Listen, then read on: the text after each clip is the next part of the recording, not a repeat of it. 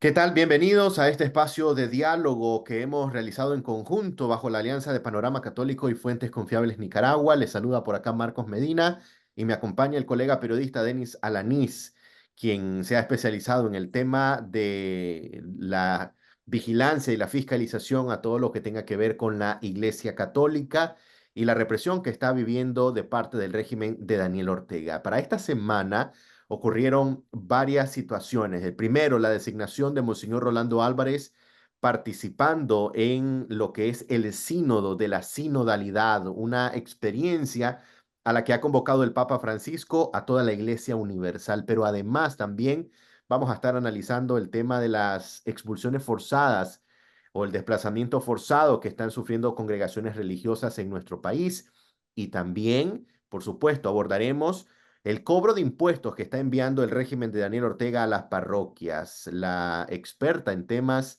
de religión, Marta Patricia Molina, ha asegurado que esto podría ser el preámbulo de lo que serían confiscaciones a los templos parroquiales. Estos tres temas los vamos a analizar esta mañana con nuestro colega y amigo Denis Alanís, a quien le doy la más cordial bienvenida. Denis, gracias por estar con nosotros. Gracias, Marco, y gracias a todos nuestros amigos que siempre están pendientes de Panorama Católico y Fuentes Confiables. Gracias, Denny. Iniciemos hablando sobre el tema del sínodo de la sinodalidad. Es un término bastante complejo para muchos cristianos católicos, para muchos laicos, pero es una figura muy importante donde ahora el Papa Francisco ha involucrado en representación de la Iglesia Católica Nicaragüense a Monseñor Rolando José Álvarez. ¿Podemos definir en términos prácticos qué es un sínodo?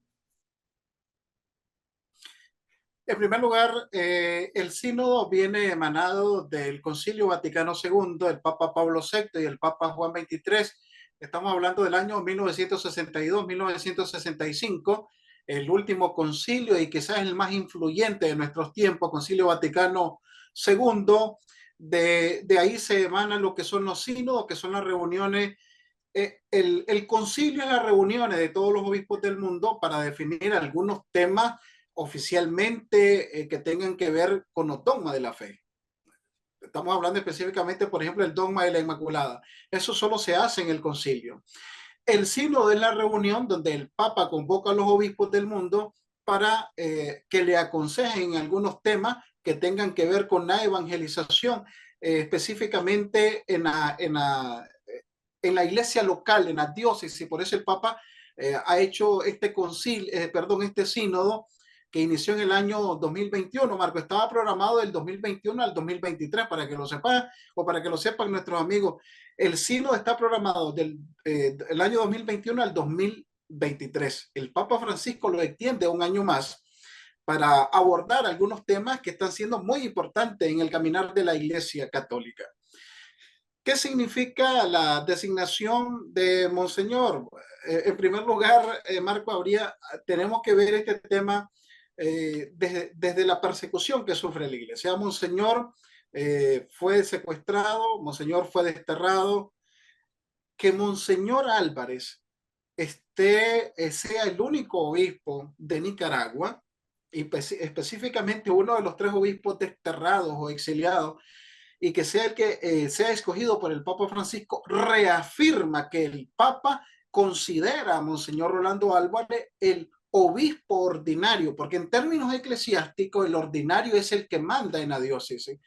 Cuando hablamos del titular, por ejemplo, hablamos de un obispo cuando atiende temporalmente una diócesis. En este caso, el término eclesiástico correcto es Monseñor Álvarez, el ordinario de la diócesis de Matagalpa y administrador apostólico de la diócesis de Estelí. El Papa, al llamarlo al sínodo, está reafirmando la autoridad del obispo sobre esta diócesis, está reafirmando que Monseñor Álvarez es una voz consecuente con el Evangelio y consecuente con el pueblo nicaragüense. En primer lugar, eso es lo que podemos analizar nosotros. El Papa está reafirmando a Monseñor Álvarez en su autoridad episcopal. Yo creo que es importante también anotar en este caso, además de lo que vos mencionabas, Denis, el tema o la particularidad más bien de este sínodo, que es el involucramiento de las comunidades que hay en los territorios, en los distintos territorios, y por eso se le llama el sínodo de la sinodalidad, que busca, digamos, este encuentro de la iglesia, es decir, que la misma iglesia se autoevalúe en temas de evangelización, en temas de cómo está funcionando la misión de la iglesia en cada uno de los territorios. Y a mí me parece muy importante también destacar que Monseñor Rolando Álvarez ha ejercido una misión pastoral muy significativa y además ha estructurado todo un esquema misionero en la diócesis de Matagalpa y que también llevó a la diócesis que le fue encomendada, la diócesis de Estelí, para realizar y tener ese encuentro cercano con los laicos. Yo creo que Monseñor Rolando tiene mucha experiencia en esto porque visitó muchas comunidades y sabe cuál es la situación real que viven las parroquias que están en lugares recónditos, ¿no?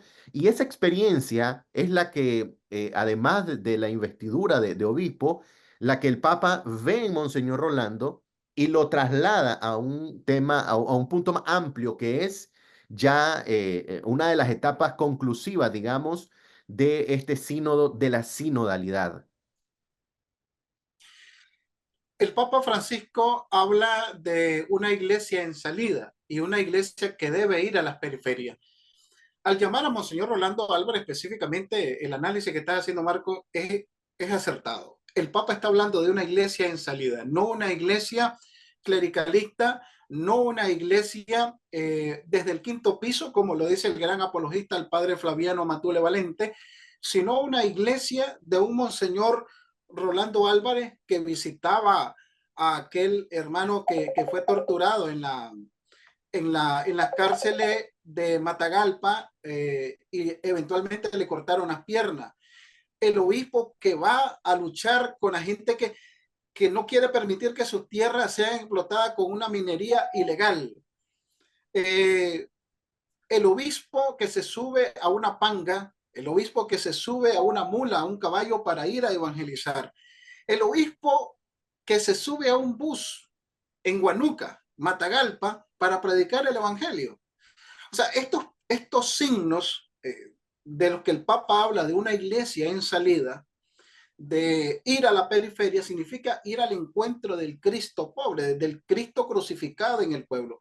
Y por eso tus palabras me parecen muy acertadas. Es precisamente Monseñor Álvarez quien encarna el evangelio en el pueblo y en la comunidad más necesitada. Claro, y justamente este tipo de testimonios, Denis, es lo que revitaliza a la iglesia, ¿no? La iglesia, además de tutelar la doctrina evangélica, la misión profética, también tiene una particularidad y creo que está incluida en este sínodo, y es el tema de la escucha y la reflexión, porque como vos decías, el Papa Francisco ha dicho de que no quiere una iglesia clericalista, es decir, que solo los obispos, que solo los sacerdotes pueden opinar, sino que por el contrario, en esta oportunidad se han recogido, digamos, las reflexiones de grupos en cada uno de los territorios y parroquias que ha venido haciéndose, al menos en la arquidiócesis de Managua y en las otras diócesis de nuestro país. No, son reflexiones pequeñas de muchos grupos parroquiales, a nivel de capillas, a nivel de diócesis, y que ha llegado incluso hasta el tema de a llegar a hacer una conclusión en el tema de la provincia eclesiástica de Nicaragua, que es justamente lo que Monseñor Rolando Álvarez en el Vaticano es lo que va a exponer, lo que va a representar y lo que va a comentar con el resto de experiencias que han tenido los otros países en el tema de las reflexiones de este sínodo, si no me equivoco. Exactamente. Una de las características precisamente de este sínodo es ir a la base, es ir a la comunidad, escuchar al pueblo. A mí me llamaba mucho la atención y no solamente la arquidiócesis, Marco. Yo estaba en mi diócesis Jinotega y Monseñor Carlos Enrique Herrera hizo muchísimas asambleas con delegados, catequistas, gente humilde, gente sencilla que conoce realmente la realidad de sus comunidades, la realidad de la familia, y precisamente de allí se van a sacar las conclusiones, ¿no? De esto, sí, hay que detenerse a leer este sínodo, hay que entrar al sitio web oficial del sínodo y luego vendrán los documentos que será obligatorio leer. Hay un medio que estaba diciendo el sínodo va a revitalizar a las comunidades católicas. El sínodo ya está revitalizando las comunidades desde el momento que a un delegado, desde el momento que a un catequista lo llaman para que opine sobre su caminar en su comunidad y que el párroco, que haya una comisión, porque hay una comisión, ¿no? de cada diócesis que va anotando las necesidades de la comunidad. Obviamente la gente se siente incluida. Es una realidad. Y repite esta frase, ¿no? del padre Flaviano Amatule, que dice, la iglesia ya no está viendo a la comunidad desde el quinto piso. No, se ha bajado, ha ido a caminar, ha ido a la periferia. Y yo creo que el Papa ha hecho con sus palabras y con su testimonio de este sínodo, un sínodo específicamente para la comunidad. Justamente, y en esta importancia histórica que conlleva el sínodo, pues qué bueno que nosotros los nicaragüenses tengamos a Monseñor Rolando Álvarez como representante de nuestra iglesia, como pastor de nuestra iglesia también, participando en estas disertaciones que llevarán sin duda a este documento conclusivo que, como vos decís, será sujeto de estudio, será sujeto de análisis y de donde también la Iglesia Católica tomará algunos elementos importantísimos para modificar, para mejorar, para trabajar el tema de la misión profética de nuestra Santa Iglesia Católica. Pero bueno, vamos avanzando en los temas. Quisiera en este momento que comentáramos, Denis, respecto a los cobros que está teniendo las parroquias, las capillas y todas las comunidades católicas en Nicaragua. El régimen de Daniel Ortega está asfixiando, está presionando a la Iglesia Católica en nuestro país para mantenerla callada, para mantenerla bajo represión, para que la voz de Dios no se escuche en nuestra sociedad. Es un hecho sin precedentes esto que ocurre porque ni en los tiempos más oscuros de nuestra historia, de la dictadura somocista, ocurrieron hechos tan eh, que no hay ni siquiera cómo calificarlos, ¿no? Tan aberrantes, tan soberbios. Y quisiera tu comentario respecto a esto.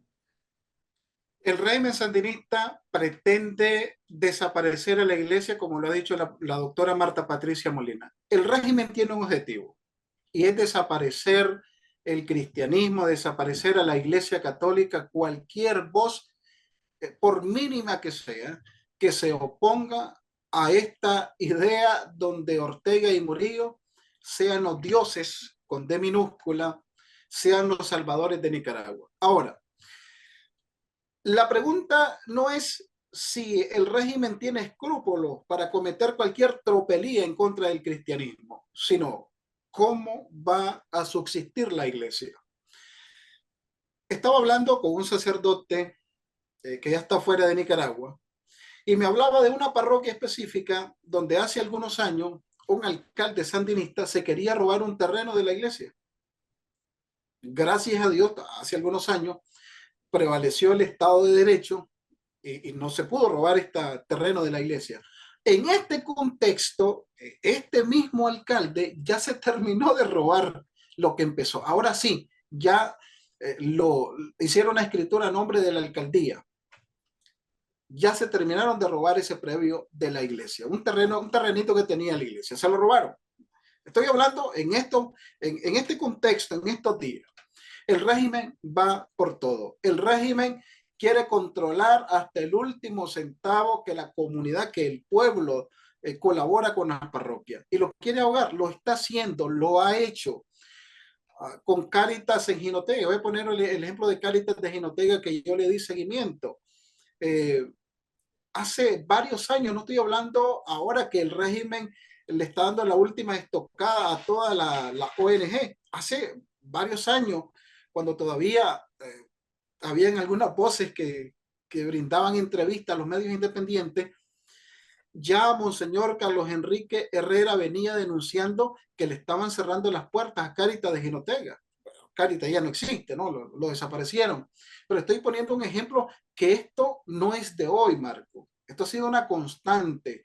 Esto ha sido una programación bien hecha del régimen sandinista de odio, de una cruzada de odio en contra del cristianismo en Nicaragua. Nosotros tenemos como laicos la responsabilidad de colaborar con nuestras parroquias. A mí me llena de alegría, me llena de satisfacción algunos hermanos que se han reunido desde su iniciativa de laico para ayudar a tal parroquia. Por ejemplo, aquí en Indiana hay un grupo de hermanos que hacen pequeñas colectas. Imagínate, Marco, aquí que vos y yo que sabemos lo difícil que es pagar la renta, los biles, el carro, tantas cosas que hay que pagar. Y hay gente que está sacando sus $10, $20, los está echando a la alcancía y están colaborando con algunas parroquias. Lo están haciendo y ese gesto de solidaridad y de amor a nuestra iglesia lo tenemos que seguir haciendo. De alguna manera tenemos que ayudar a sostener a nuestra iglesia. El régimen está luchando cómo destruirla. Cristo, que es su fundador, no lo va a permitir, pero nosotros como iglesia tenemos que colaborar desde la oración y desde nuestra realidad, también colaborar con nuestras parroquias, con nuestras comunidades. Me llamaba mucho la atención también, tuve la oportunidad de escribir con un provincial que aún tiene aún la congregación está en Nicaragua, está este provincial, y me decía, hermano, están pasando estas cosas, pero nosotros no queremos que se diga nada, porque queremos seguir con nuestro pueblo, queremos seguir evangelizando a la comunidad. Tenemos tantas comunidades que las estamos atendiendo. Hay gente que se está beneficiando aún con todo lo que está pasando en Nicaragua. Además de la evangelización, podemos colaborar. O sea, la iglesia está subsistiendo, está sobreviviendo por gracia de Dios, luchando gracias a esos hombres y mujeres valientes que aún continúan en Nicaragua. Marco, hay sacerdotes que han decidido crucificarse con el pueblo. Hablaba yo específicamente con el padre Eric Díaz y le decía, padre, hay sacerdotes que están amenazados, ya los tienen en una lista, los están visitando, está la policía ahí tomándole fotos, van a tratar de exiliarse. Eso me lo comentaba el padre Eric, que ahora está en España, me decía, no se van a ir de sus parroquias, ahí se van a quedar, se crucificaron con su pueblo, van a dar el testimonio. Marco, la iglesia va a salir vencedora. Hermanos, la iglesia va a vencer, no importa lo que haga el régimen. Obviamente vienen momentos más difíciles, obviamente la iglesia necesita de la oración y necesita de la solidaridad de cada bautizado. Pero esta nueva etapa económica que viene para la iglesia es durísima, sí. Y lo dice la doctora Marta Patricia Molina. Esto puede ser un preámbulo a las confiscaciones. Ya confiscaron los colegios católicos, las universidades, algunos edificios de congregaciones religiosas, ya se los robaron. Claro, y es que esto ha venido Tendrá por etapas. Esto ha sí, venido haciendo por etapas, Denis. Primero vino el régimen a intentar silenciar la misión de los sacerdotes, de los obispos. Luego llegó el nivel de el encarcelamiento, posteriormente el nivel del destierro, luego la expulsión de congregaciones religiosas, el embargo a las cuentas de la arquidiócesis de Managua, la confiscación de algunas propiedades, en fin, hasta ahora llegar, digamos, a esta etapa que es grabar el tema, grabar con impuestos las ofrendas que se dan a las iglesias y, por supuesto, ahora cobrarles impuestos a las iglesias, a la infraestructura que, que tiene la Iglesia Católica, ¿no? Que son cada uno de los templos. Y es una situación que viene complicando aún más la misión profética de la Iglesia. Pero como vos mencionabas, el tema de la misión de la Iglesia no solo corresponde a un tema de administración humana, de involucramiento de los seres humanos, sino también viene a ser una parte espiritual, ¿no? Que es lo que sostiene el Evangelio de Jesucristo pronunciado, ¿no? A través de la Iglesia Católica Nicaragüense. ¿Qué se puede esperar?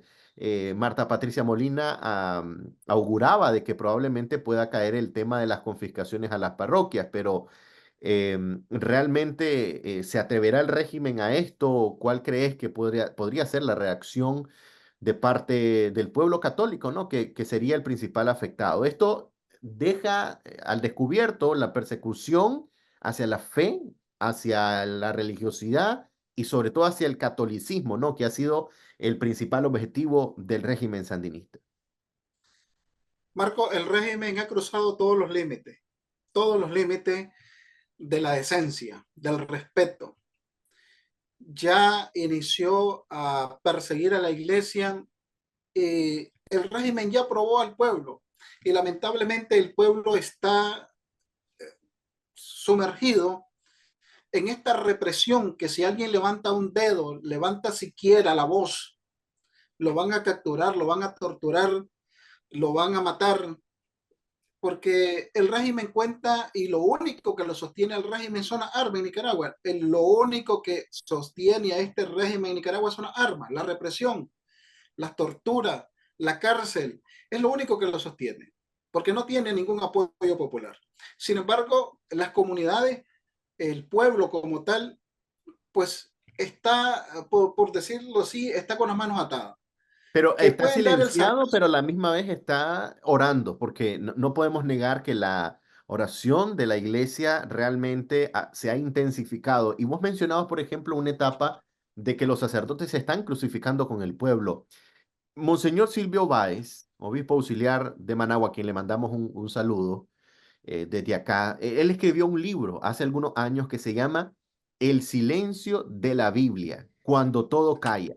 Y él explica en ese libro, que es muy importante y lo pueden buscar en el internet, que el silencio muchas veces, a como nosotros creemos que es ausencia del sonido o que es ausencia de una voz que nos diga, el silencio representa un momento de encuentro íntimo con Dios, con la voz del Señor.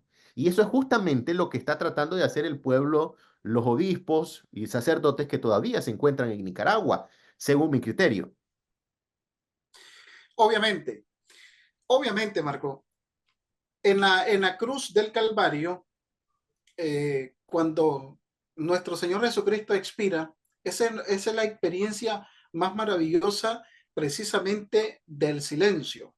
Es ahí en la cruz del Calvario y es la experiencia que han tenido muchos místicos, muchos santos de el silencio del alma, ¿no? Donde parece que no hubiera una respuesta a Dios. Ese es también se le llama la noche oscura, donde muchos santos, imagínate, muchos santos piensan que Dios los ha abandonado. Esa es la expresión de nuestro Señor Jesucristo, ¿verdad? Allí en el Calvario, esa experiencia de la iglesia, que es el cuerpo místico de Cristo, ese silencio, obviamente tendrá su fruto, porque la iglesia está sostenida por el Espíritu Santo, así de sencillo. La iglesia no puede ser vencida, pero quiero referirme específicamente a tu pregunta. ¿El régimen va a cruzar la línea de confiscar una parroquia? Yo pienso que sí lo va a hacer. Lo va a hacer. Lo va a hacer porque el régimen no tiene escrúpulos. No tiene escrúpulos. No tiene ningún tipo de escrúpulos para atentar contra la libertad religiosa, contra la iglesia. Se ha robado muchas propiedades, encarceló a Monseñor Rolando Álvarez, torturó sacerdotes. Ahora, el régimen en sí no quiere desaparecer a la iglesia en su totalidad, como con clérigos o parroquias cerradas en su totalidad. Lo que quiere es un grupito selecto de religiosos que digan sí, señor. Claro, que estén bajo su control, por supuesto. Que estén bajo su control. Un pequeño grupo que estén bajo su control. A mí me llama mucho la atención, y eso hay que decirlo, Marco. Y duele, entristece cuando yo veo a un sacerdote bendiciendo actividades del régimen. Yo desde mi fe católica me duele, me siento triste, me siento traicionado, porque además de ir a bendecir estas actividades, por ejemplo, alcaldías que fueron obviamente robadas, que nadie eligió a estos alcaldes o alcaldesas, y estoy hablando de algunas alcaldías del norte que conozco con propiedad de causa, cómo las adquirió el Frente Sandinista por medio de las armas y la represión, ver a un sacerdote ahí tranquilamente, a mí, en lo personal, me duele. Me duele porque esas personas son las que quiere el régimen. Personas que digan, sí, señor, aquí está bonito todo, aquí está bien. Miraba una publicación de alguien ahí hasta celebrando con la policía y diciendo el nuevo capellán. No he visto ninguna designación del obispo como capellanía en Nicaragua para la policía o el ejército. No lo he visto. No sé si estoy mal informado o la No, no, iglesia no no está haciendo en existe. silencio. Hasta La ahora no iglesia, yo no existe. creo. Pero una capellanía, las capellanías funcionan donde existe el Estado de Derecho, donde se respetan los derechos humanos, pero no donde se lleva a un sacerdote para justificar la represión, para justificar la persecución. Eso atenta, por favor, contra el mismo evangelio y contra la dignidad humana. Entonces, a eso apuesta el régimen sandinista, Marco. No quiere desaparecer a la iglesia en su totalidad, quiere un grupito selecto, obediente, no solamente dentro de la iglesia, sino también de pastores que ya hace tiempo lo tiene, de pastores evangélicos, un grupito selecto, y no estoy diciendo del pueblo evangélico que lucha por la libertad, estoy hablando de un grupo selecto de 5 o 6 pastores que están dentro de la nómina del régimen y que esos son los que dicen aquí todo está bien, aquí no pasa nada. Entonces, el régimen en esta cruzada de odio contra el cristianismo sí quiere desaparecer las voces críticas, las voces que predican el evangelio, que predican desde el evangelio la dignidad humana, pero va a dejar a estas personas que dicen sí, señor, sí lo va a dejar, para aparentar una falsa libertad religiosa. Sí, definitivamente la situación de la iglesia cada vez se complica más. Y ya para finalizar este programa, me gustaría, Denis, que comentáramos un poco y analizáramos el tema de lo que está sucediendo con las congregaciones religiosas. En los últimos años hemos visto presiones para las congregaciones religiosas y misioneras en Nicaragua. Ahora vemos lo que está pasando con las misioneras de Lumen Christi, que el régimen les ha dado un ultimátum, les ha dado cierto tiempo para que salgan del país. Em, la misión de estas misioneras, de estas religiosas, en muchos de los casos, además de acompañar a la iglesia en la oración y en salvaguardar, digamos, la liturgia que vivimos, también tienen muchas obras sociales, ¿no? Y estas obras sociales como comedores, como asistencia a enfermos, visitas a enfermos, entrega de alimentos, cada vez se va limitando porque el régimen no quiere que haya este tipo de actos de bondad, de generosidad, de humildad y de acompañamiento, ¿no? Que nace desde la misma historia de Jesús. Em, ¿Qué se puede pensar en torno a esto? ¿Cuál es tu reflexión? Marco, para que lo sepas, todas las congregaciones religiosas fueron llevadas a Managua hace pocos días, todos los religiosos y las religiosas tuvieron una reunión en Managua.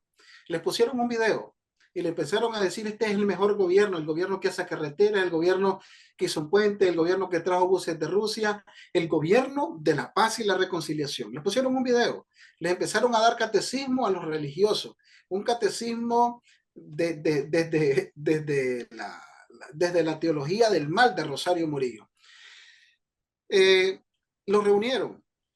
Y tengo no solamente lo que nos comentaba la doctora Marta Patricia Molina, a mí me llamaron muchos hermanos laicos de las parroquias de las cuales tuve la oportunidad de participar y me dijeron, hermano, a mi párroco vino la policía y lo citó a Managua.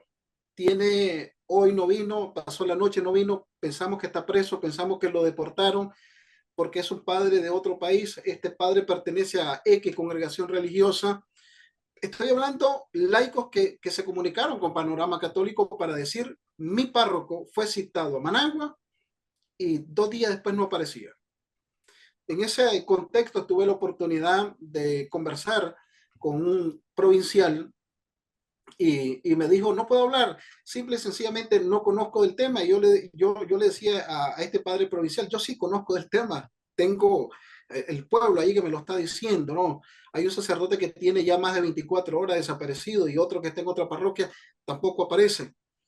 Y aparecieron en Managua, recibiendo catecismo de doña Rosario Murillo, todas las congregaciones religiosas, y les pusieron los siguientes reglamentos, Marco.